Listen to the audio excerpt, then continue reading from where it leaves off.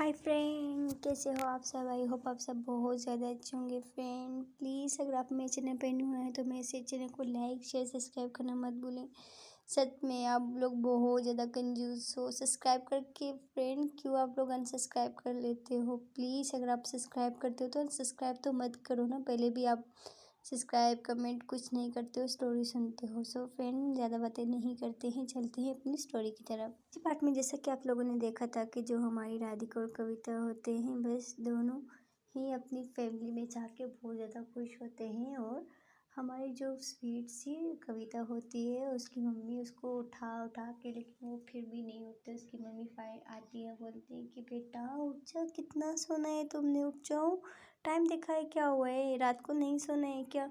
उसकी मम्मी ऐसे उसको डांट लगाती है, फिर चली जाती है रूम वाशरूम में फ्रेशनअप होने के लिए। फ्रेशनअप होके आके बेड पे बैठ जाए, बोलती है वही मम्मी की पुरानी डांट, एक तो मम्मी सोने भी नहीं देती है यार, क्या करूँ।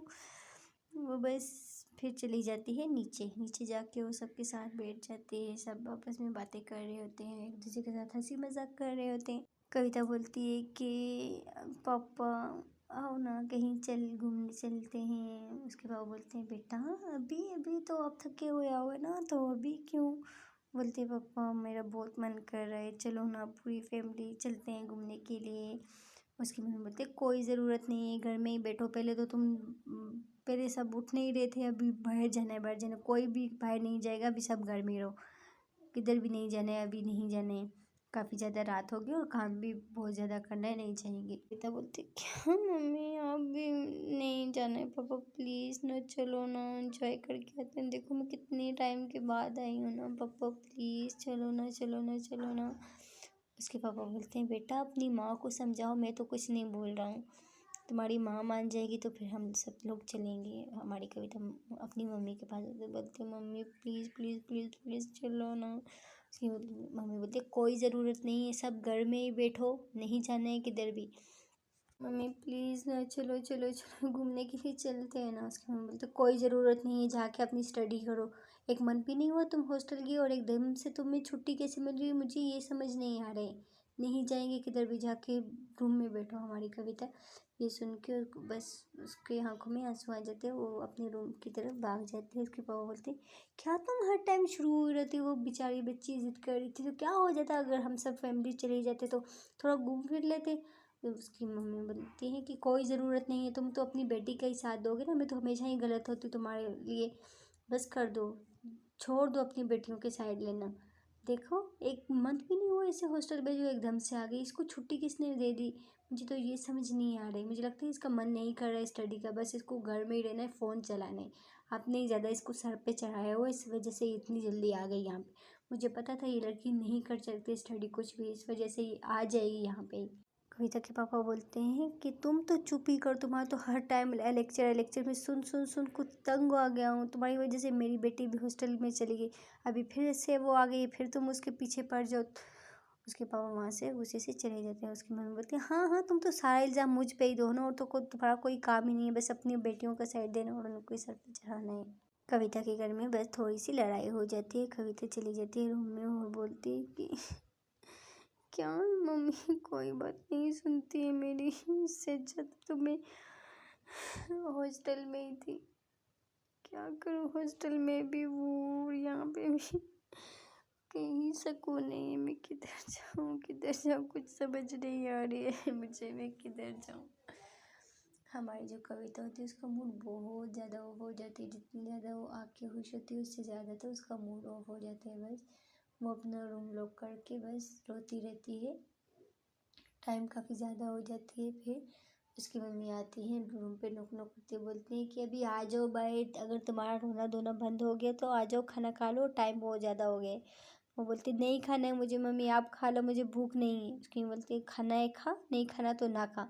उसकी मम्मी ये बोल के वहाँ से चली जाती है, बोलती है कि नहीं खाऊंगी, जाओ आप लोग खुद खा लो। उसकी मम्मी भी वहाँ से चली जाती है और बोलती है हाँ इसकी कभी लड़की सुधर नहीं सकती है, मुझे इस लड़की का कुछ समझ नहीं आ रहा है, इसका क्या बनेगा, क्या होगा इस लड़की का।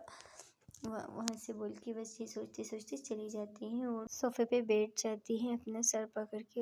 हमारी कविता की बड़ी सिस्टर आती है और अपनी मम्मी के पास बैठती है और बोलती है, मम्मी क्या हुआ है, आप क्यों इतने ज़्यादा परेशान हो? उसकी मम्मी बोलती है, बेटा मुझे इस लड़की की कोई समझ नहीं आती है, क्या हो गया इस लड़की को, क्यों ये इतनी जल्दी वापस आ गई? उसकी सिस्टर बोलती है, मम्मी वो आ गई तो आप ऐसा क्यों करे, उसने तो बस यही बोला है ना कि घूमने चलते हैं, तो क्या हो गया, पूरी फैमिली हम लोग साथ चले जाएंगे, आ जाएगी तो कल तो फिर चली जाएगी ना हॉस्टल में। उसकी मम्मी बोलती है, बेटा तुम नहीं समझोगी, उस देखो उसको एक मंथ भी नहीं हो वहाँ से, अभी से आके उसने ये सब कुछ काम स्टार्ट कर दिए हैं। अभी वो रहने के लिए आराम से घर में बैठे रहे, 2-3 दिन रहे और जाए हॉस्टल में स्टडी करने के, हम लोग इससे भेजे, पिकनिक के लिए नहीं भेजे। उसकी सिस्टर बोलती है, हाँ मम्मी आप भी ठीक बोल रहे हो, इसको तो मत भी नहीं हुए ना हॉस्टल में जाके, अभी से वापस आ गई। उसकी मम्मी बोलती है कि अपना फ़ोन दो मुझे। उसकी सिस्टर बोलती, क्यों मम्मी फ़ोन क्यों? उसकी मम्मी बोलती, मुझे अपना फ़ोन दो।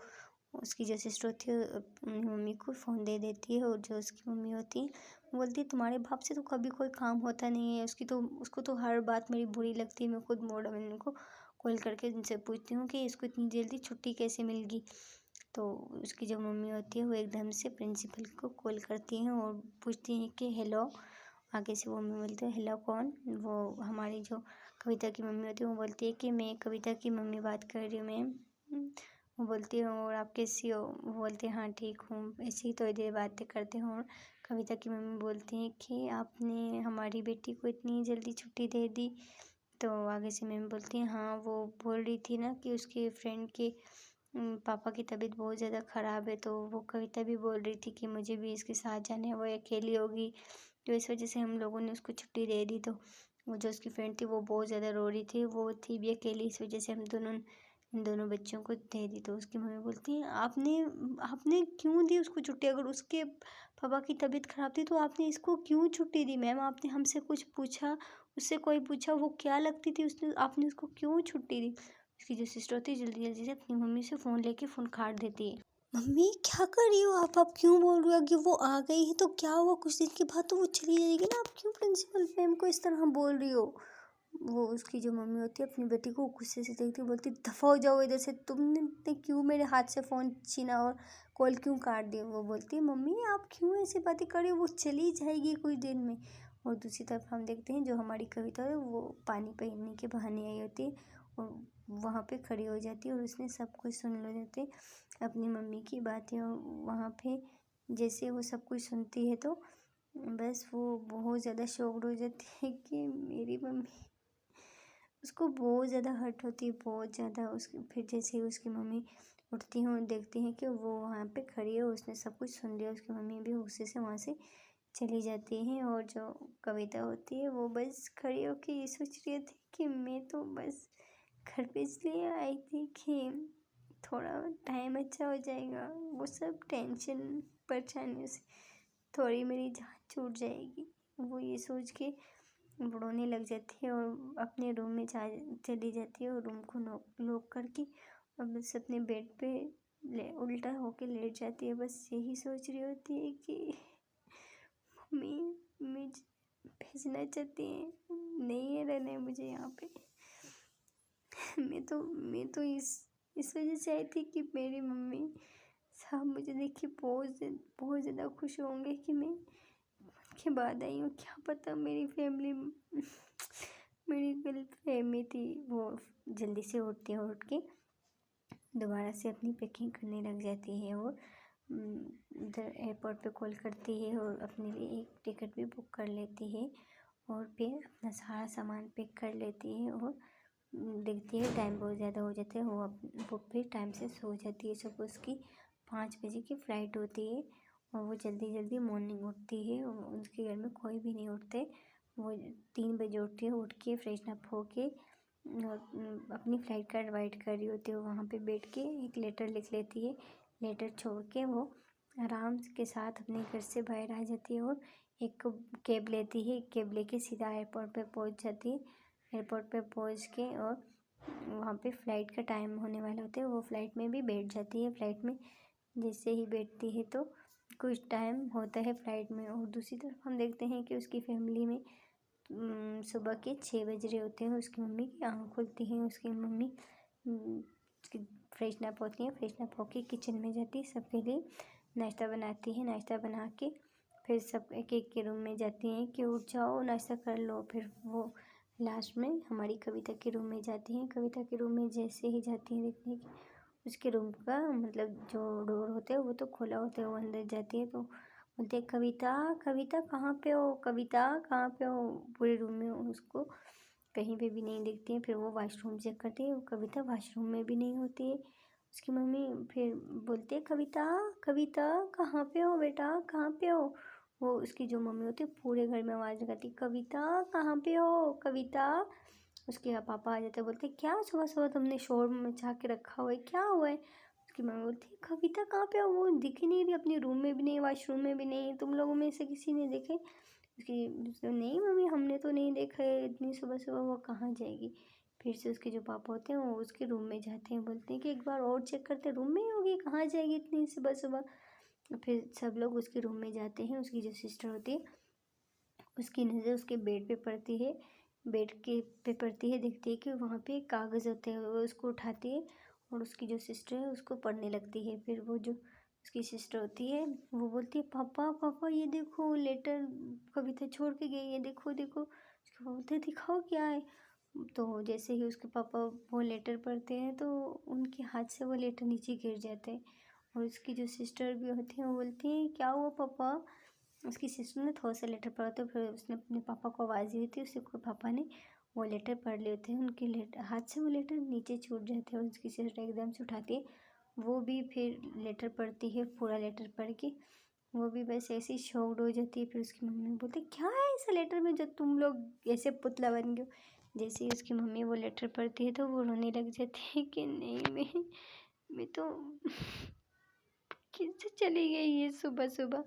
उस लेटर में ये लिखा होता है कि मम्मी मुझे पता है आपका को मेरा घर आना बिल्कुल पसंद नहीं था, मैं हॉस्टल में थी, मेरा मन ही नहीं लग रहा था, मेरा माइंड बहुत ज़्यादा ख़राब हो गया था, मुझे आप लोगों की बहुत ज़्यादा याद आ रही थी, इस वजह से मैंने बोला 2-3 दिन अपनी फैमिली के साथ रहूँगी, देखिए फिर हॉस्टल आ जाऊँगी। मैं तो जस्ट आप लोगों के साथ कुछ टाइम गुजारना चाहती थी, बट मुझे नहीं पता था कि आप लोग मुझे इतना ज़्यादा तंग हो। सॉरी मैं किसी को नहीं बताया, लेकिन मैं अब इतनी जल्दी घर नहीं आऊँगी, आप लोगों को मैं तंग नहीं करूँगी। ये मेरा फ़ोन भी यहीं पे है, मैं अपना फ़ोन सब कुछ यहीं पे छोड़ के जा रही हूँ, मैं आपकी कोई चीज़ भी नहीं लेके जा रही हूँ। मैं ठीक हूँ, मैं खुद को संभाल लूँगी, सब कुछ कर लूँगी, आपको मेरे लिए करने की कोई ज़रूरत नहीं। जब मैं अपने दम पे खड़ी हो जाऊँगी तभी मैं घर वापस आऊँगी, अगर उससे पहले मैं आपके घर में नहीं आऊँगी। मम्मी आप यही चाहती हो ना, मैं नहीं आऊँगी घर में। उसकी मम्मी जब ये लेटर पढ़ती हैं तो वो बेड पे बैठ के बहुत ज़्यादा रोने लगी। बोलती है मैं उसको ये तो नहीं बोला कि तुम हमेशा के लिए घर से चली जाओ, कि हमेशा मेरी बात को गलत क्यों समझती है। उसकी मम्मी बहुत ज़्यादा रोने लग जाती है। उसके पापा बोलते बस कर दो, थोड़ा नौटंकिया करो, जब वो यहाँ पे थी तो तब तुम उसके पीछे लगी हुई थी, अब चली गई क्यों रो रही हो उसके लिए। उसके पापा ऐसे बोल के रूम से बाहर चले जाते हैं और उसकी मम्मी अपनी बेटी को बोलती है कि बेटा देखो ना मैं ऐसा नहीं, ये क्यों मेरी बात नहीं समझती है, नहीं सुनती है। उसकी सिस्टर भी वहाँ से चली जाती है। उसकी मम्मी बोलती है, अपना सर पकड़ के बैठ जाती है कि क्या करूँ मैं, कोई मेरी बात नहीं समझता है, मैं तो उसके अच्छे के लिए बोल रही हूँ, अपने पाँव पे खड़ी हो जाए, कल के दिन उसने अपना दूसरा घर भी तो देखना है ना, क्या करेगी वो। उसकी मम्मी बस ये सोच रही होती है और दूसरी तरफ हम देखते हैं जो हमारी राधिका होती है वो अपने पापा के पास होती है हॉस्पिटल में। वो चली जाती है घर पे अपने पापा के लिए ब्रेकफास्ट बनाने के लिए, और जाके अपने पापा के लिए ब्रेकफास्ट बना के सूप वगैरह बनाती है, बना के फिर लेके आ जाती है। उसके पापा सो रहे होते हैं, वो आराम से अपने पापा के रूम का दरवाज़ा खोलती है और जाके वहाँ पे बैठ जाती है और पापा के सर बालों में हाथ फेरते बोलती है पापा उठ जाएं। उसके पापा फिर आराम आराम आराम से अपनी आँखें खोलते हैं और अपनी बेटी को देख के बहुत ज़्यादा खुश होते हैं। बोलते हैं बेटा आप इतनी जल्दी उठ गई। वो बोलती है पापा मैं तो घर से भी हो के आ गई हूँ, देखो देखो मैंने आपके लिए अपने हाथों से आपके लिए सूप बनाया है, अभी आपको ये पीना उसके पापा बोले, नहीं बेटा मैं नहीं पीऊँगा सूप, तुम्हें पता है ना मुझे सूप अच्छा नहीं लगते। सो फ्रेंड देखते हैं कि अगले पार्ट में क्या होता है, क्या हमारी कविता अपनी फैमिली में जा पाएगी, क्या वो दोबारा अपने घर में जाएगी कि नहीं, क्या उसकी मम्मी पापा उसको ढूंढेंगे कि नहीं, क्या उसकी मम्मी को अपनी बेटी की कदर आएगी कि नहीं। सो फ्रेंड देखते हैं कि अगले पार्ट में क्या होता है। अगर आपको मेरी स्टोरी पसंद है तो फ्रेंड प्लीज़ मेरे चैनल को लाइक शेयर सब्सक्राइब करना मत भूलें। Thank you so much friend आप मेरे स्टोरी सुनते हैं बट सब्सक्राइब नहीं करते हैं, बहुत बुरी बात है फ्रेंड। एक सब्सक्राइब करने से कुछ नहीं होगा आपका, please subscribe to my channel. Thank you.